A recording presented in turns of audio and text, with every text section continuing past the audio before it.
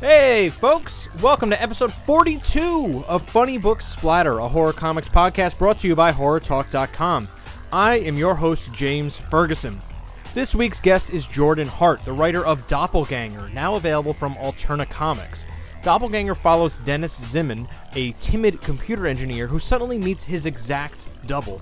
He's told he'll die in 36 hours, and if anyone sees the two of them together, they'll die. Now he has to stand up for himself for the first time in his life. Doppelganger began life as a digital comic, and you could buy all 4 issues on ComiXology right now. The first issue just hit comic shops this week, and it's only $1.50. You'll hear us reference November 29th as the release date a couple times in the episode, but it turns out it got moved up a week, so you can now buy it at your local comic shop, as well as a number of other retailers. Jordan can be found online on Twitter at Jordan_Hart. Now, here we go right into this week's episode of Funny Book Splatter with my guest, Jordan Hart. All right, so to start the show, what I usually do is ask you guys. Well, I have to stop saying you guys. Like I say it as a matter of like all of the comic book community. Pitch your book. If you had to pitch your book on the convention floor somewhere, how would you do it to someone walking by? Great. What I would say about Doppelganger, this is going to be terrible, by the way, because I'm a terrible pitch guy. So we'll see how. It's all right. That's the kind of stuff I find I've had jokes with it's like, oh, okay, I have an elevator pitch, but the elevator needs to be in a building with 100 floors in order for me to get through it. But totally. Just talk about totally. How would you describe it to someone? It doesn't have to be like here's 2 sentences worth of a story. Awesome. Well, I guess they say the best elevator pitches take things that people are familiar with and I guess riff on those. So I would say that it's a buddy comedy horror story, very much in tune with those from the 80s, like Fright Night, and those comedic 80s horror films, but set in modern day and with a main character that is quite a bit older, I would say in his late 30s, a very quiet, reserved, timid IT tech named Dennis Zimmann. He gets duplicated by a doppelganger spirit, and just like any of those good old 80s movies, a seemingly easy, innocent life gets flipped upside down into a battle for life or death in a matter of a split second. Great. See, that's it. You got it. Right. Concise, to the point. I'm there. To which point I would just hand an issue and say, read it. It's less ramble and more to the point. Well, I think, look, everyone's going to have the opportunity. The book is already available on ComiXology digitally, but it's coming out now through newsstands through Alterna.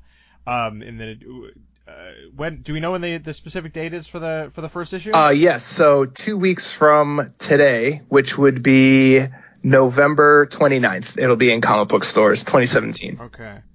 Yeah, so that and since it's newsprint, which Alterna's been doing with a number of their books, like The Chair or Croak, it's probably priced pretty affordably, like $1.50, I would imagine. Is that right? You're exactly right. Yep, it's $1.50, which it's just awesome. And when Peter, the editor-in-chief of Alterna, told me they wanted to do newsprint, I thought it was great because newsprint, you just get that smell, and it reminds me of the comics I read in the 80s. You get that nice newsprinty, that kind of tacky feel to the paper. I love it. So I love the style.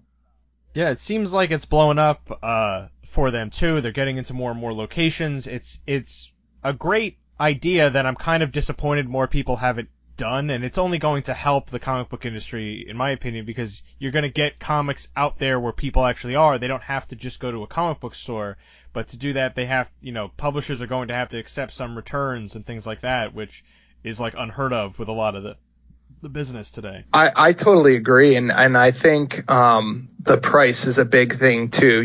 When you think back to the history of comics before I was born, but stories that I've heard through colleagues and friends is that, well, they had a choice to make. They'd buy a candy bar or they'd buy a comic book when they and you know, each was 10 cents or 12 cents or whatever. And now I feel like that choice isn't as easy. You could probably get 2 or 3 candy bars for the price of a comic book average this day. So I really like the low price point, and I think it introduces more people into comics, hopefully, as well.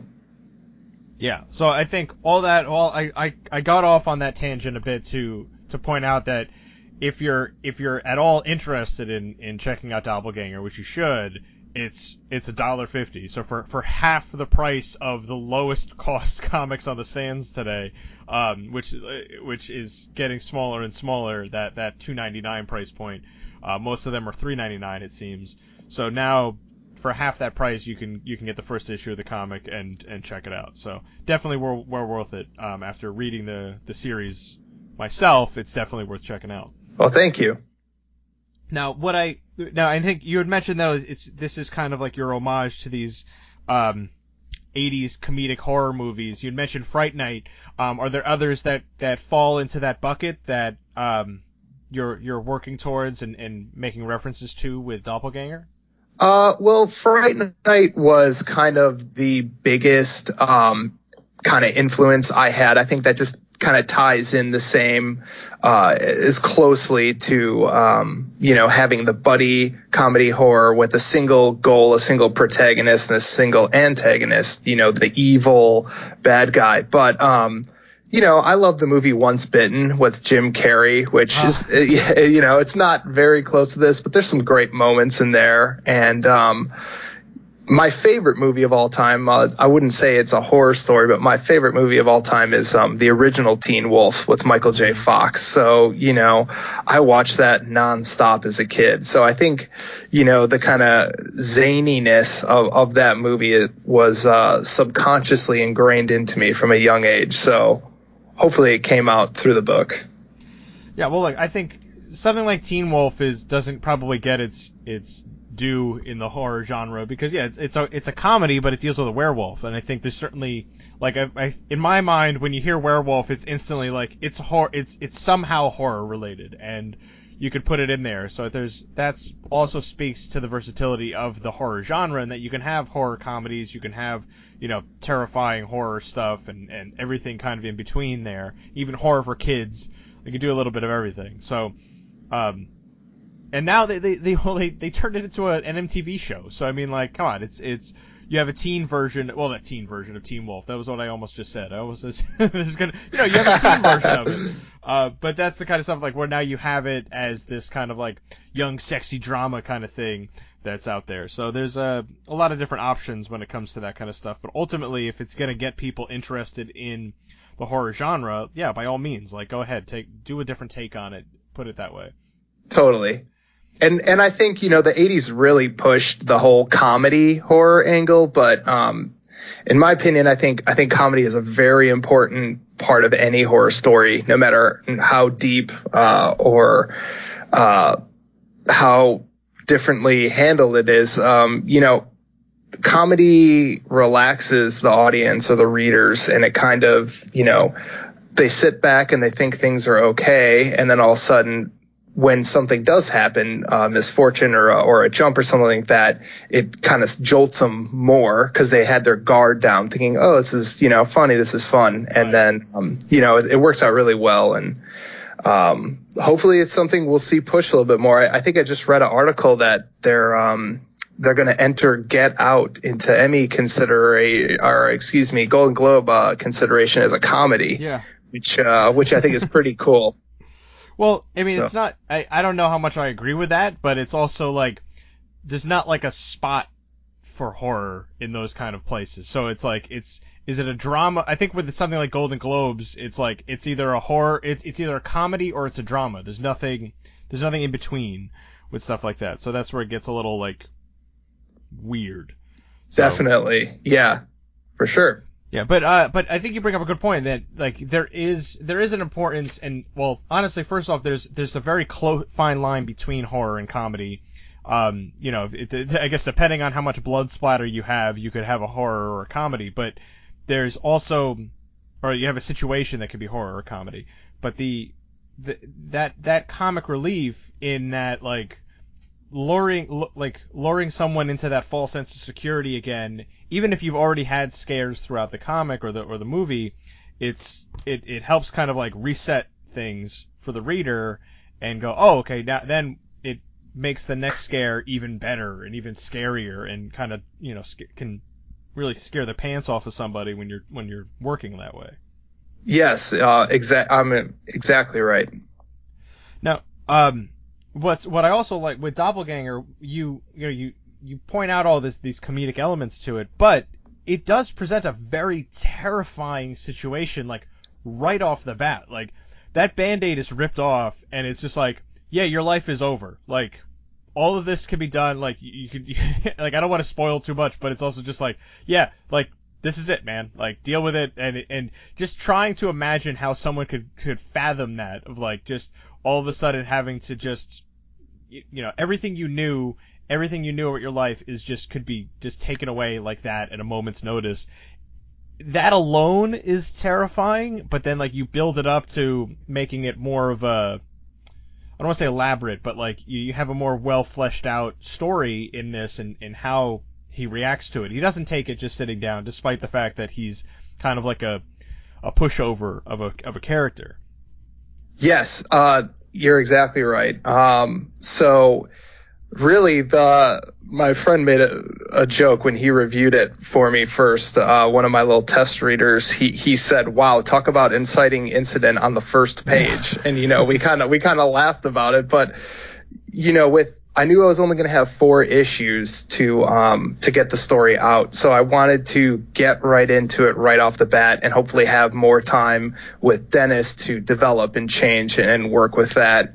So yeah, I get right into it, but I really focused on creating a situation for Dennis, who is a very, like you said, he's a pushover. He's very timid. He's very non-confrontational, to like finally be in that position where he has to stand up for himself, and creating basically a life or death situation, I thought was possibly the only way he was going to get there. So it was fun. It was fun to write and fun to I had a vision of Dennis in my head when I was plotting this out of how it would be, but then you get into the stories and he kind of just took off on his own. So it was fun to see him change and grow.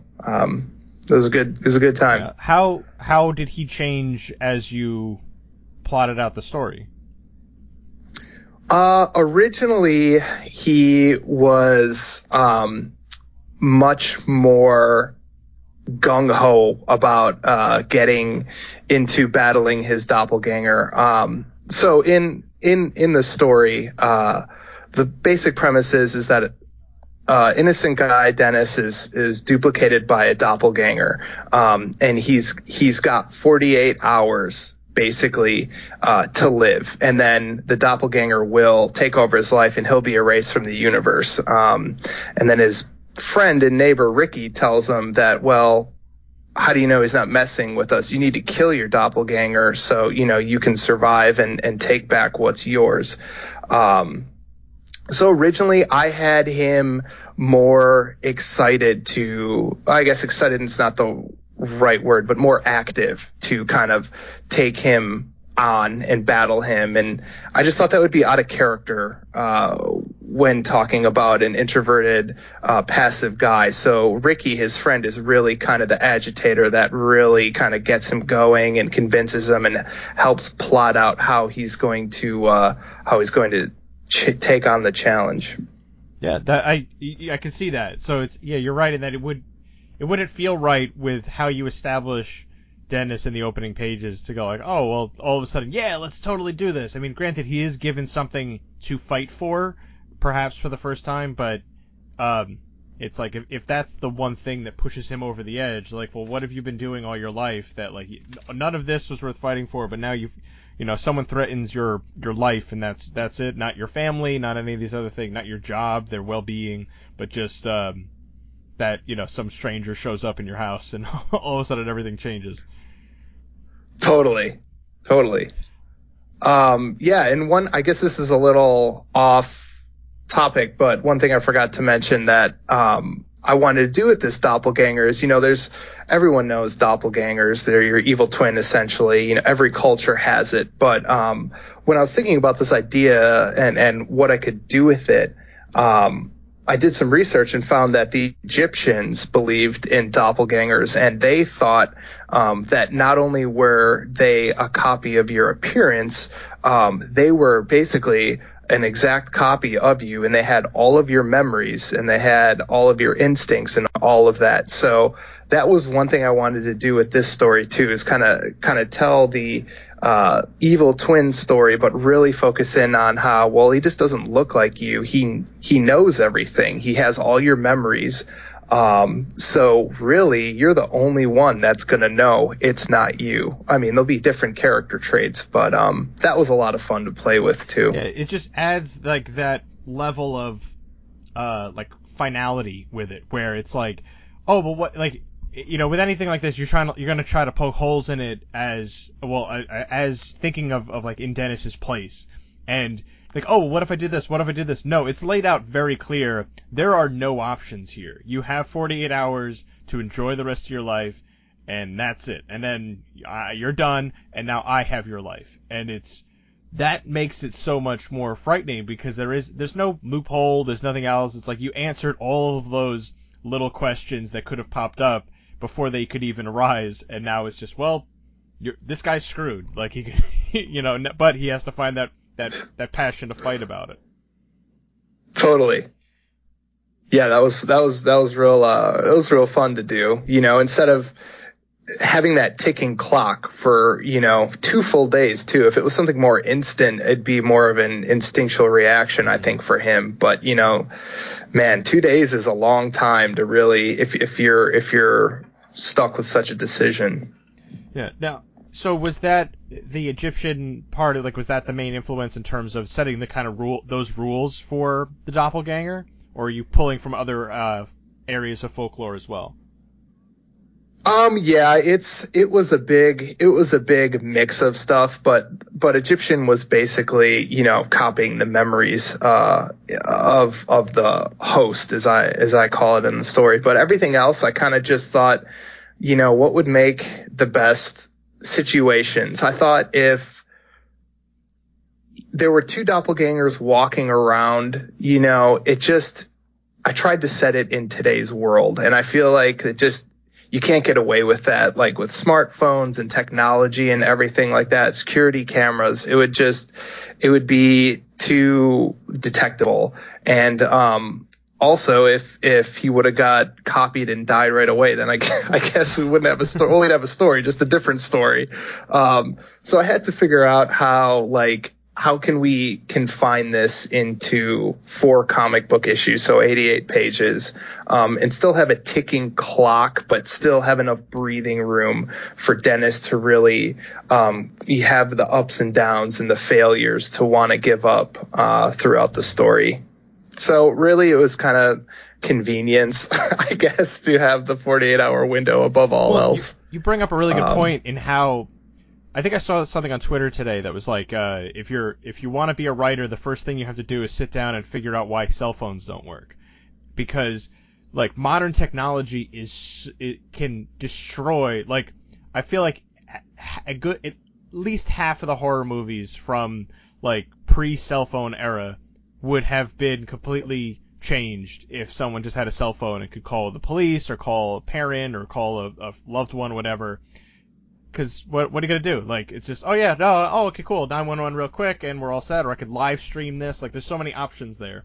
But when going back to that, though, it's like, if you have these monsters that have existed, like I still want to believe that the Loch Ness Monster's in there, but modern technology kind of shows that it's probably nothing in there. So, but before we had all that stuff, you could have that level of disbelief or belief, I guess, in that mysterious level. Like, same thing with like Bigfoot. Like, we probably could have like satellite imaged all of the woods out there. So where else is he hiding? There's no other place. And that kind of takes some of the fun out of like these old folklores and old urban legends and stuff like that. But it's something you have to kind of combat and adds a level of challenge when you're creating a new story. Totally. And that's honestly, I love that you said that too, because that is such a great quote, because that's the first thing I think when I go to see a horror movie. Now, if it applies, is okay, what's going to happen to the cell phone? Because just so much could be solved now from a text message. Like you said, like if you go back and watch the original Friday the 13th, and you would assume that they would just all have a cell phone on them, like it would have ended after the first murder. So, and I also think the whole no service thing is audiences aren't buying that anymore, because it makes sense. And we've all been in the woods where there is no service and it sucks, but it just seems like more people are starting to push that creatively into different ways. And that's what I really like seeing, is how is this writer going to approach modern technology? But I guess you could just cheat the system and set your story in the 80s, and then you don't have to worry about it. We're going to see a lot more period pieces like Stranger Things and It, I guess. And then it's just, what are you going to do? I think so. I think that's probably what we'll start seeing, and that's okay with me. There's still definitely a market for that, so but we'll see how long that nostalgia train lasts, I guess. Yeah, totally. Now, were movies like Fright Night and Teen Wolf, were those your gateway into the horror genre? Yeah, I'd say they were. That and Ghostbusters, being a child of the 80s. So yeah, Ghostbusters was everything for me back then.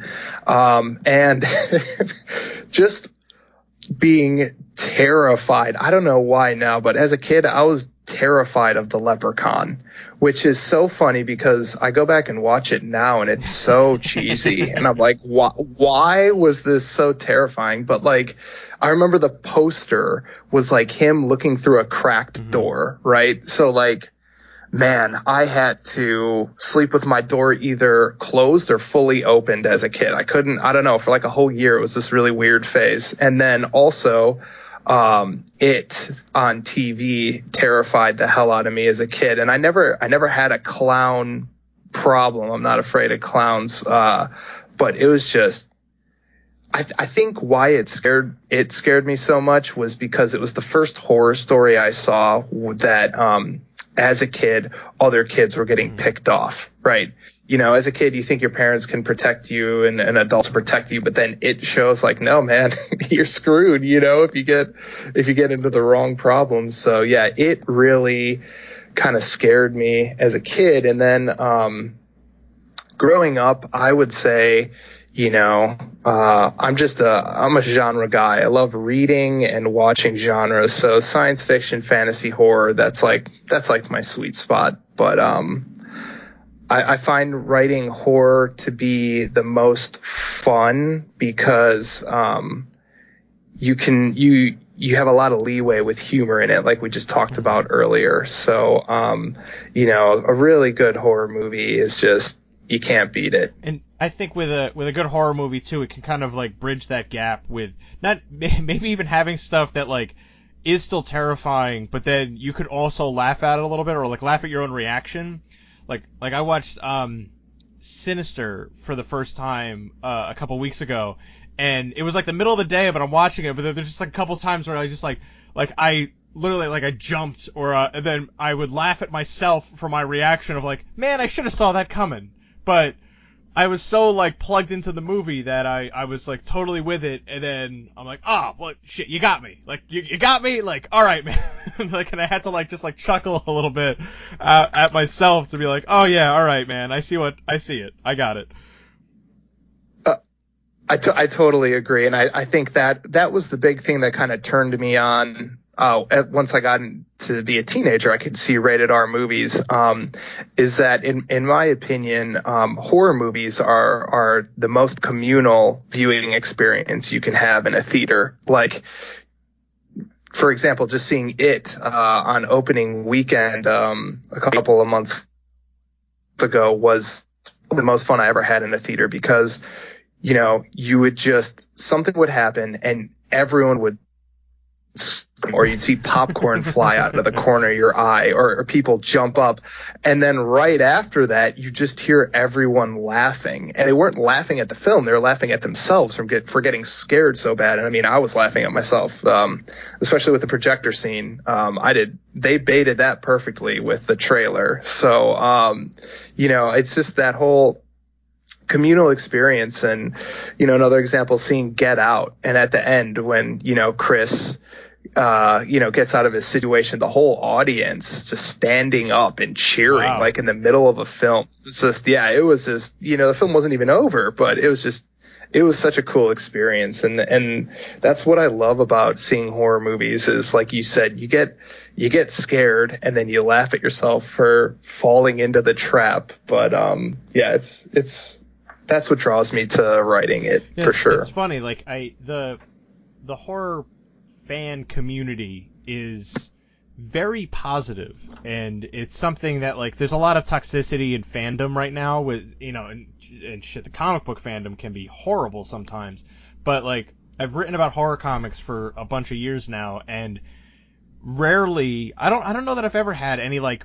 real negative experiences with people, like, calling me an idiot, but, like, when I first started writing about comics, and I was just writing, like, on my own blog, and just like, oh, hey, I really like this Captain America comic, without a doubt, within, like, a few hours of any post going up, some random anonymous person would jump in there and call me a retard, and it's like, really? Like, I was just talking about how much I liked this book, and you're like, no, you're wrong, you're an idiot. And I haven't had that experience with anything that I've reviewed for horror, and it's telling. Instead, it's like, oh yeah, I really like that, or yeah, that was really cheesy, but I still like this part. And it's this weird kind of, like, positivity that comes from something that, is filled with blood and gore and terrifying things, but somehow we all totally bind together with it. Totally, yeah, I totally agree. There is such a great horror community out there. It's so cool to see, for sure. Now, how did you connect with your artist, whose name I'm not even going to try to pronounce because I'm probably going to butcher it on the book? Emmanuel Zirks Javier is his name, and he's awesome. He's actually from the Philippines, so that is, I'm sure the hardest thing about being a comic book writer is finding an artist. It's, you have a script, but if you don't have an art, that not only the art needs to be great, but each artist has its own style, so you have to find the right style for your story, which I think Emmanuel did an awesome job. But I just found him on DeviantArt, actually. It was hours and hours of combing through DeviantArt and emailing artists and their schedules, just not working out.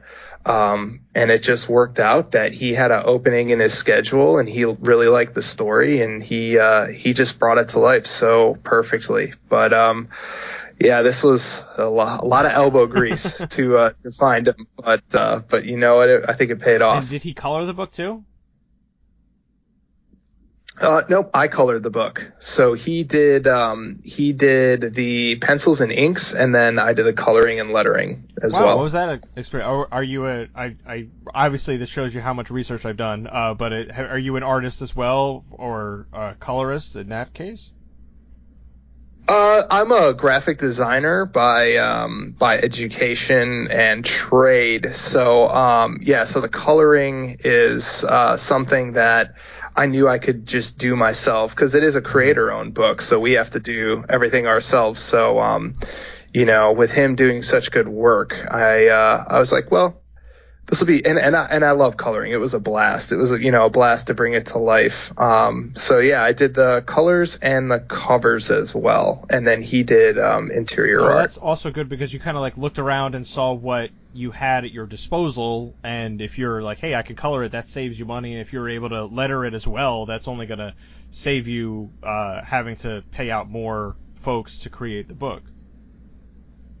Exactly, yeah. So, cut down on the sleep time, but save some nice cash. So, hey, I'll take that. That's fine. Yeah, but it ultimately all, hopefully paid off in that you were able to get the book done with a I guess minimal thing. Like it's really just you and Emmanuel that you're just out there making the comic, and that's like, well, short of you illustrating everything yourself, that's the smallest team you can really have to put a book together like that. Totally, and that's something we always talk and laugh about too. That we just have this two man book coming out. But yeah, it was great, and it was really a really great partnership too. So he would offer his thoughts on colors and stuff too, and he was more than just an artist. So it was really awesome to work with him. Sounds like a good true collaboration in that case, which is I found makes for better storytelling in general. Totally. Yep. You're exactly right. Now, and how did you end up landing at Alterna to publish the book first digitally and now through the newsstand?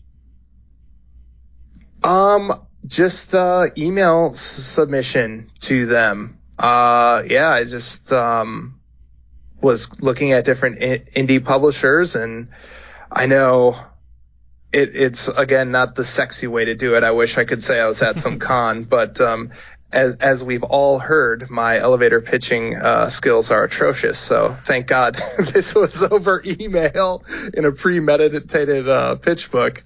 But what I did is standard for indie publisher submissions is you want to have about six pages of sample art, what it's going to look like, and then a treatment and like a synopsis and an overview of the story. So that's what I did, and there were a couple publishers that were interested, but ultimately Alterna seemed like the right fit, and they've been great to work with. Yeah, there's a nice stable of indie creators working with Alterna right now, and it just seems like it doesn't stop. So it's just everyone has there's always like a really a good turnout there, solid books that are coming out of there. Peter's been doing some really great work there.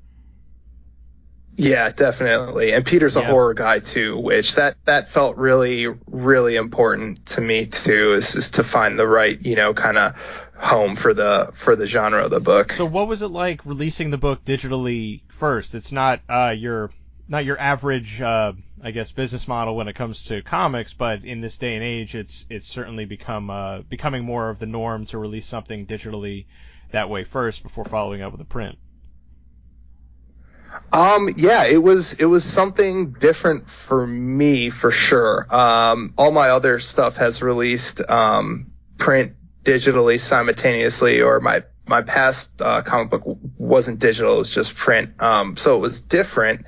But it was pretty nice because the cool thing about it is when it's digital, everyone can access it. There's like not a lot of comic book stores. If you live in a small town, you might not have a comic book store. And also, if you like horror but you're not into comic books, you might not know what to do, and you might be terrified to go to a comic book store off of things you've heard and misconceptions. So having it digitally was great because you could just email it to everyone, and they could go ahead and grab it. So it was cool, and it's kind of nice now that the print is coming out. I'm an avid comic book reader still as well, and for me, even though digital is so much better for my apartment, I'm a print guy. I need it in my hand, and then I run out of space and I'm like, why do I do this to myself? But it's really cool to have both options available for sure. Yeah, I ended up purging all of my physical comics after having to move from a 5th floor walk-up apartment to a 4th floor walk-up apartment on the complete other side of the complex, and moving 9 long boxes. I was like, I'm done. I'm not even reading these right now. Like, I'm not rereading any of them. Like, what am I really doing with all this? So I purged them all through eBay for the very long process, and then I switched all to digital. Yeah, it's so great. So the digital revolution here has just been really cool. To have like all these comic books on my iPad is pretty awesome, like you said. So it was just really cool to be part of it, and ComiXology was great to work with too. So that was really cool. Yeah. So what's next? I guess I feel like that's always the shitty comic book interview question. Like, hey, I know you're here to talk about this book, but what else do you have going on? Are you? Oh yeah, It sounds totally. like you have a great working relationship with Emmanuel. Like, are you guys looking for other stuff to work with together? Yeah, so we're his schedule has been pretty crazy lately. And I've been focusing a lot on this Doppelganger release, but we do have a new project in the works, which is really cool. Well, I mean, I think it's really cool, so we'll see if anyone else does, but it is another 4-issue horror series. And it should be pretty fun. It does deal with a little bit of mythology again too, so I got to be careful. Two mythology books in a row here, but this is one I think could be a lot of fun, and it should be pretty great. And you know what? It's set in a remote area, so you can guess the first thing I had to figure out was, what the hell do I do with the cell phones? Well, I don't know that I would be concerned too much with doing 2 mythology books in a row. I mean, with stuff like lore popping up on Amazon now, and there's a renewed interest in that kind of stuff now. So I think that's totally fine. Like, strike while the iron's hot. Like, yeah, just do more of that kind of stuff when it comes to like urban legends or folklore and things. There's definitely a market for it now, more than there has been in a while, I think. Awesome. All right. Well, great. That's great to hear. So thank you for the vote of confidence. And obviously we can still talk about that when it comes time for that as well. But one other thing I wanted to ask you. So you had mentioned, well, you knew you were only going to have 4 issues for this. Would you have plans to explore this further if given the opportunity? Because one of the things I noticed is, like, you didn't necessarily go into the Doppelganger's background too much. He kind of mentions 1 or 2 things to give you an idea of his power set and that he's been doing this for a while. But I also don't think you had to go too much into his background and be like, oh, well, it was 24 BC and I did all this stuff. You didn't have to do all that to enjoy the story and to understand the threat that this thing posed. But so I guess that was a long roundabout way of asking, well, would you want to explore anything further within this universe? Oh yeah, totally. So like any good horror story, it's got to have a cliffhanger, right? Like, even if it's a little one. So there's a deliberate cliffhanger at the end of this one, and another 4-issue miniseries I've plotted out to happen if Alterna wants it to happen, and if Emmanuel's got time. For sure. And one thing I always really liked about Halloween 2 is that it literally takes place like 30 seconds after Halloween 1 ends. And same thing with Back to the Future 2, right? I always really like that, the like just immediacy where you could just autoplay them. So Doppelganger 2 would take place literally a minute or 2 after this one ends. So that would be fun. And then yeah, I had a whole B story about the Doppelganger's background, him way back. So there was a big Egyptian storyline tying into that mythology that I researched, but 88 pages is not a lot. And I was like, if I only had more time. But I'm glad you say that you don't need it, because that was that was probably my biggest concern about this, was people not buying into it of the Doppelganger. So I'm glad to hear that it was all good. I think a lot of modern day stories suffer from the over explanation, and that hurts the story, because sometimes you could just dive into it. Like, okay, I get it. This guy murders people, like, I'm there. Or he's a monster or something like that.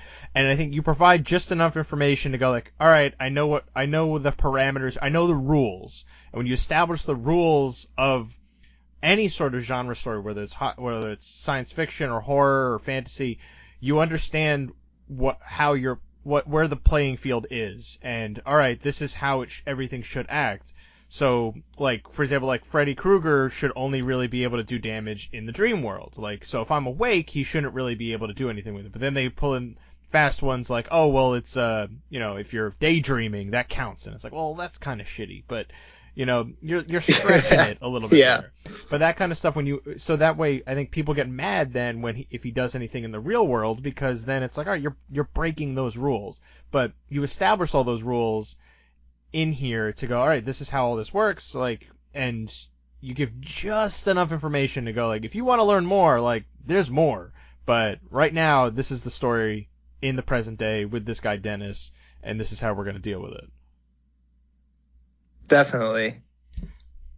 Yep. So it was definitely options to go there, but I'm glad you feel that way, because like I said, I was pretty concerned about that, and it's hard not to get into that too, especially me, because like I said, I'm so into mythology and history that's like, oh, the pyramids and all this stuff, and I'm like, what are you doing, man? Focus just trim it down, and that's it, because like and that comes down to like the medium itself too, and not, you said 80 something pages, this is all you have to tell the story, so like every image, every piece of text has to push that story forward, and I've seen too many comics that it's like, oh, get ready for the history lesson, like we're gonna dive into this, and it's just like blocks and blocks and text, and it's like, oh man, you destroyed all of your momentum with this. But fortunately that's not the case Totally. Here, which I was happy with. So you didn't, like I said, you gave just enough information there, so it wasn't like a history lesson or anything. It was just like, okay, it's a conversation instead of like, you don't have to take out a flashback and do the do-do-do-do-do-do-do-do, and then like, back in ancient Egypt times, this is how that's like, you didn't have to derail it. Awesome. So that works out. Awesome, man.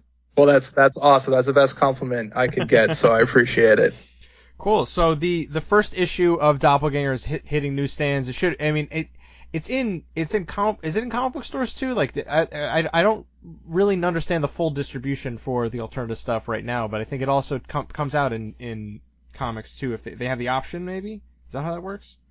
Yeah, so it will be in newsstands as well as comic book stores. And if you go to Alterna Comics website, they have a page of all of their comic book stores that carry their books. So if you see a store on that book, it'll be there as well. And there's also, I think they have things in like Barnes and Noble and a bunch of, it really is a newsstand style release for these alternative books, and they're out there every month, and again it's $1.50, so like it's you're almost stupid not to pick up a book with a price tag of $1.50 at this point. So yeah. So totally. I'm glad you feel that way too. So so and that first issue comes out November 29th, but where are the best places to find you online, Jordan? Probably Twitter would be the best. My handle is Jordan_Hart. That's Hart. That's it. So that's the best place to see what I'm up to. And I go to a ton of cons every year. So I'm usually at all the Southern California cons for the most part, and I usually make it up to Seattle and C2E2 in Chicago for sure every year. C2E2 is a show I'm dying to go to, but I'm just stuck out here on the East Coast. It's tough to justify that trip on a reviewer's dime. It's not quite easy to make. It's a blast. I love. So I grew up in Wisconsin, so it's kind of like my hometown show, I guess. So I go with my dad and my brother, and it's just a blast. And for me, being a old comic book collector, there's so many dealers there that it's like, man, I could spend a week just digging through these long boxes, not even eating or sleeping. But no, it's great, and it's got a great artist alley. A lot of people come from all over to go there, so it's a blast of a show. And they even serve beer on the floor, so that just makes it even more fun. They got little beer gardens and kegerators, so it's a good time. Yeah, hopefully for sure. Sooner or later I have to make those treks out west between that and Emerald City, and then obviously San Diego. I get to do New York every year, and that's my big excursion, but that's it. Nice. How was that this year? But I think they change it a little bit every year, and this time, unfortunately for Artist Alley, there's some construction at the convention center, so they kind of crammed it into this like far off area that's like less ventilated, so it seemed like the air conditioning wasn't working right. So I mean, I was talking to artists, and it's like they're just sweating profusely, and it's like this is rough. Man. But it was still a really good show. It's always been a great show for me, and it's also like reaffirming for everything I do here to understand, like when I talk to people and they're like, oh yeah, like I know exactly who you were, like, oh yeah, listen to the podcast. I was like, oh, like this is really great, like, all right, like, because sometimes you throw this kind of stuff out there and you don't know if anyone's actually hearing it, but then, or reading it or anything like that, and it's like, oh, okay, these people kind of know who I am now, and I that like means so much, so it's a really cool feeling. Totally, because I mean, I assume you do it for the people like us, the like-minded fans of horror and comics, you know, and when you know that it's resonating and appreciated, I mean, that's all you can ask for. So that's great to hear. But yeah, so I'll hope. Well, if you make it out this way, hopefully I'll see you there. But otherwise, yeah, I'll see if I end up going closer to your neck of the woods. Yeah, that'd be great. Yeah, we'll do it for sure. All right then, folks. Again, first issue of Doppelganger is due out on November 29th, but everything's available. All 4 issues are available on ComiXology right now if you don't feel like waiting. Otherwise, then, this has been Funny Book Splatter. I have been James Ferguson with my guest Jordan Hart. You've been listening to Funny Book Splatter, a horror comics podcast brought to you by HorrorTalk.com. We've been bringing you the best in horror since 2002. In addition to comics, we cover movies, TV shows, books, and video games. We've got news, reviews, guest features, interviews, unboxing videos, and much more. Be sure to sign up to Steve's Deals newsletter to increase your horror collection without breaking the bank. Check us out at HorrorTalk.com and at HorrorTalk on Twitter.